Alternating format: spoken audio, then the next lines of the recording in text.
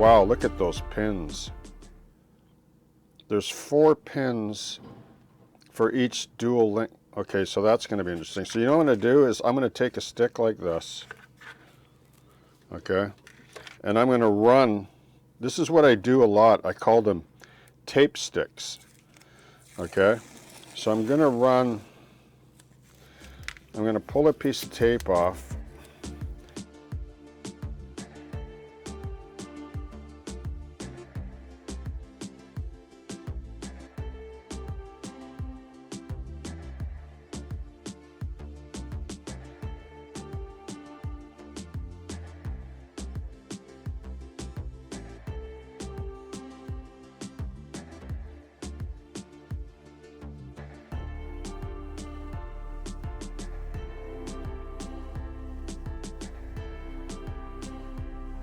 And then another piece over here. So now I got a nice long tape stick that I can build my tracks on.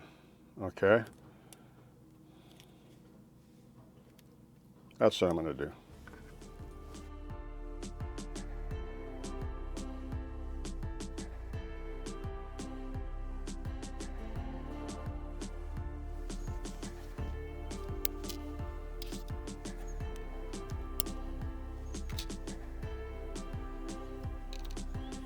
So I notice these pins are super sensitive. You got to be really careful that you don't hit them, like leverage them on the sprue with your finger, or they'll, like, the heads snap off. It's because of the type of plastic that this is, the Gecko plastic. It doesn't have the same properties as, for example, Tamiya or a harder, maybe Italy. But so I just nip off these sprues like this. You probably have to clean them up a bit. Like, I use a sanding stick to stroke them a few times, because these cylinders here that the pins go into, I'll just show you. So they pivot. I'll show you how I glue them as well. I know people have their own method. So I just lay this on the tape stick. That holds that track link no problem in place. I'll put a few in.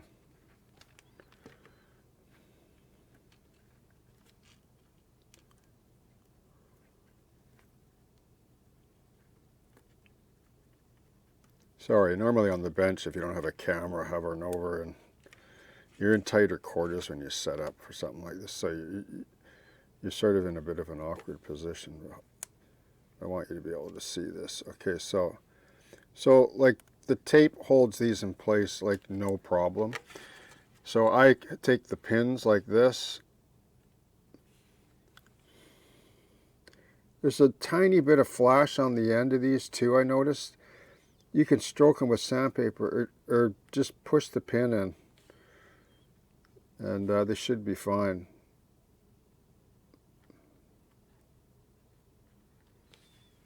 And then you got to do the other side.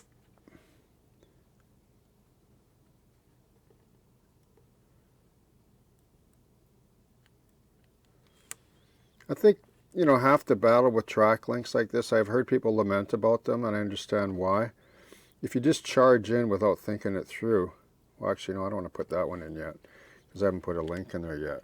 So I do the same on the other side, okay? See?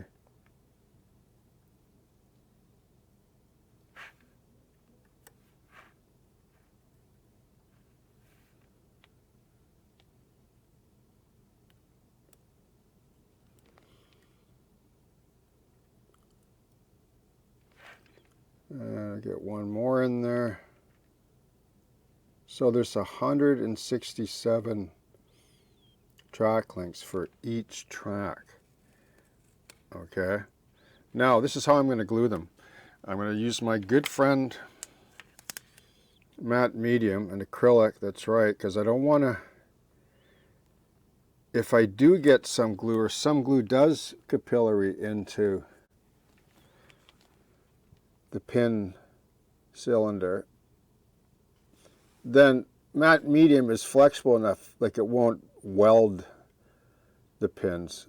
this is going to be more than adequate. Just straight matte medium, a tiny little blob with a little brush, just like that. This way, it'll lock the pin in place without the thin Tamiya-like cement capillarying into all your functional pin work and seizing your tracks. These will be, like, I don't have to worry about these now because they're fixed onto the tape stick, you see. So I'm just going to build this track all the way down, 167 or whatever. I'll find out if that's how many I need or whatever. But that's what I'm going to do. I'm just going to go according to the instructions. And then do the other one, just like that, see?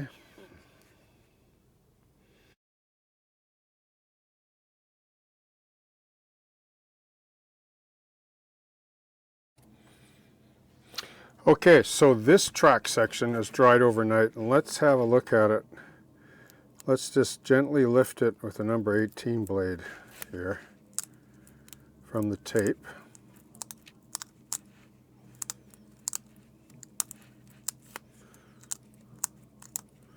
Yeah, it looks like it worked out really well. I mean, that's beautiful.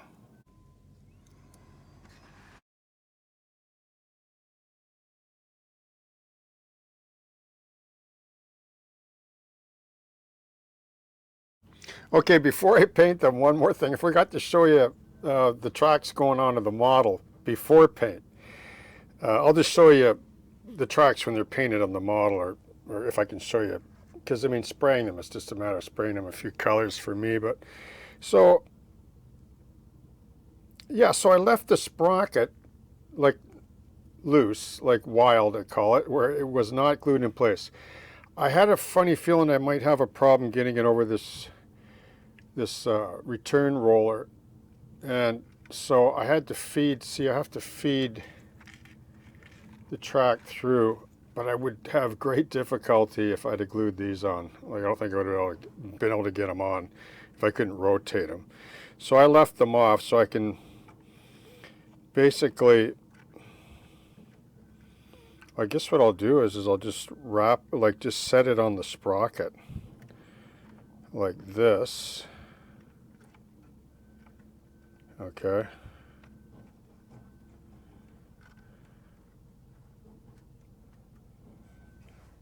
And then this, so this is 167 links.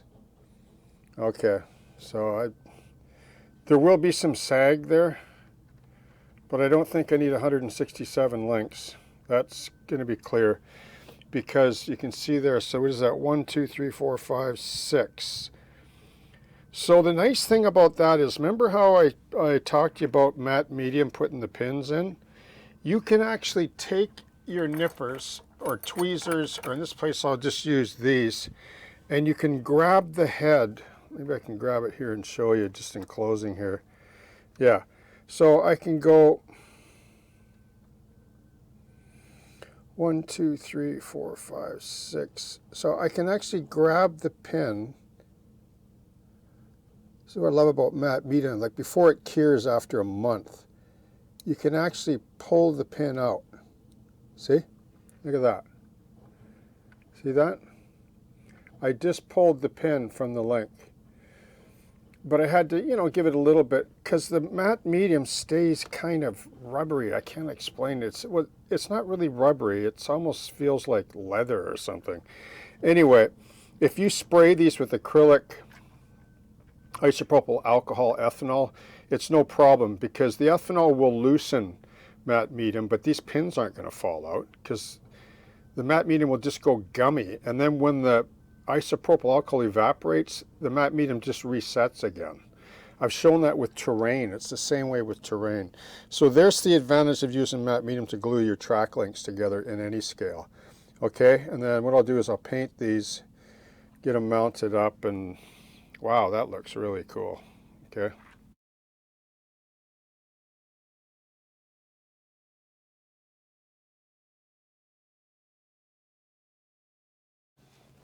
How's everybody doing? So I just jumped to the paint. I'll just describe what I did. It's too cumbersome to try to show you with an airbrush. You don't learn nothing from just watching paint being shot on video. I'll just explain. It's really a simple process. First of all, you need an airbrush.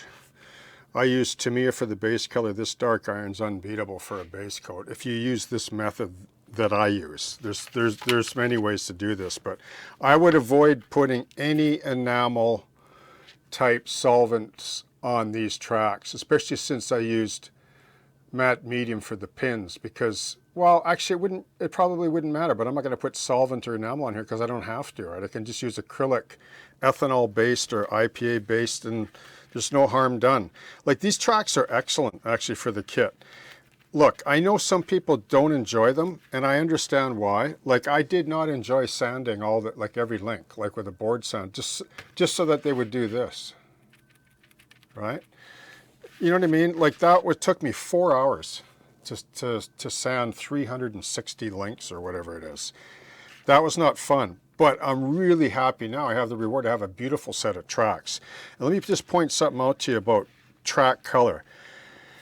For me, like, track color, like, they're not as rusty as sometimes we think. Like, if they sat out forever and were never used, they might. Like, I'll give you an example. Like, I'll show you a piece of frog steel for railroads. Like, my brother gave me this about 25, 30 years ago. This is manganese, okay? And this is why you never find joint bars out on the right-of-way on a railroad. You want to know why? They're $800 each. Like, if you find a joint bar, they're made of manganese. I mean, you're not going to find too many frogs laying around, and even if you do, they'll be too heavy to move, but this is manganese, and this is what these tracks are made out of. Like, the links are manganese. The actual pins would be hardened steel, and that's where the rust will come from the movement of the tracks and the water, and the rust leaches out onto the manganese. Now, when they're running all the time, they'll go dark, really dark, and they'll go dark rust if they're never ever used, but they stay kind of a gray, metal-y kind of dark iron XF84, like as a base color. So I basically spray these with the Tamiya base color, and I made 3 bottles of this, okay? Take the 1 bottle and then 3 others and thinned it quite a bit. I'd say there's probably 30% paint and 70%, I'll just say solvent, but it's actually isopropyl alcohol. And the reason why I do it is because it dries super fast already, acrylic does, and even more so with the IPA, and the tracks don't stick. Like, I was just laying the paint on, and because I'm moving them around, like, they never stick, and before you know it, they're dry. In fact, I took them down. I was so excited how good they turned. I took them down to Intercity Trains and Hobbies to show a buddy of mine, you know, about this color to get another bottle. Because they're back ordered, wouldn't you figure, right? Dark iron XF84, okay? So once I did that, I took some of this, another favorite color of mine, linoleum decked brown, which is XF79. Now, you notice with Tamiya, they don't say rust, like on none of their paints, like you would see with Testers or possibly Vallejo, etc., or AK even.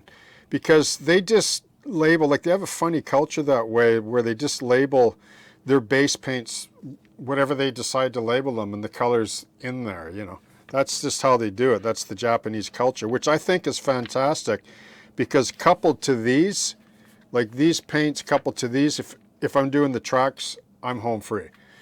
Okay, I'll just show you these in a second. Now, because these pins were glued with matte medium and there's no enamel solvent on these, like, these tracks are like, they're not going to fall apart. And they're really strong too. And they're very fluid, right? So once these are painted and I put a super thin, like, I mean really thin wash of, like, tinted IPA almost with linoleum deck brown over these.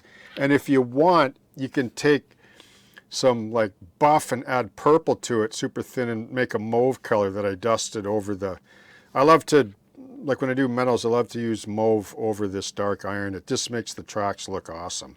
Okay, those 3 colors. This I just mixed with, just off the seat of my pants, like with buff or earth even, or lots of white, but make sure you get some purple in there just to get the mauve shade. Okay, so now I get all these from Intercity Trains and Hobbies as well. I get all my AK, MiG, Tamiya, Vallejo paints from Inner City Trains and Hobbies because they carry it all. So they address my military modeler needs and my model railroad needs. Now with these, I just took the rust like this, okay? And then this is what I do. So I put them on a white piece of paper because I want to see what, like the loose debris that's going down, and I'll show you why. So I just rub down the outside of the tracks, outside the cleats here. I do it on both sides. It's a darker rust, just like, well, I'll show you once more, just like this manganese rail, right? Same color brown, okay? Once I do that, I take some of the silver, like there's this one here. This is the C set. Okay, silver gunmetal, and I take a little bit of both, just depending on how it looks, because you can cover it up, and I run it down the middle here because that's where the wheels are going to go. And then the inside of the cleats here, I hold it like this, and I just rub the inside of them, but not the outside. Okay, now you can even go as far as, I think I did this on the longer tracks. I was just wanted to see what they look like. This is the D with the burnt red, and I took this burnt red and I ran it like down the ends of the pins, and it sort of falls on the paper here, and then I lay it down and I just brush it off, and as I'm dragging these tracks across, it's picking it up on the treads there, see? And it looks just awesome and random. It's really cool. So I'm really liking that. I mean, I don't know how much far I need to go other than secondary mud when it's on the model. But that's all I use. I use the Tamiya system because the Tamiya system works, okay? And so if you're going to build these tracks, look, everybody has trouble. It's part of the game, but 3D printing is not going to solve your problem. Will it make it easier? Maybe not, because how are you going to glue it? Like resin is even worse to glue than injection molded plastic. And I find that matte medium is a marriage made in heaven with injection molded plastic if you're willing to let it dry overnight. And furthermore, in closing, if I ever want to pull a pin, I guarantee you, if I wanted to, I won't do it now. Well, actually, you know what? I probably could.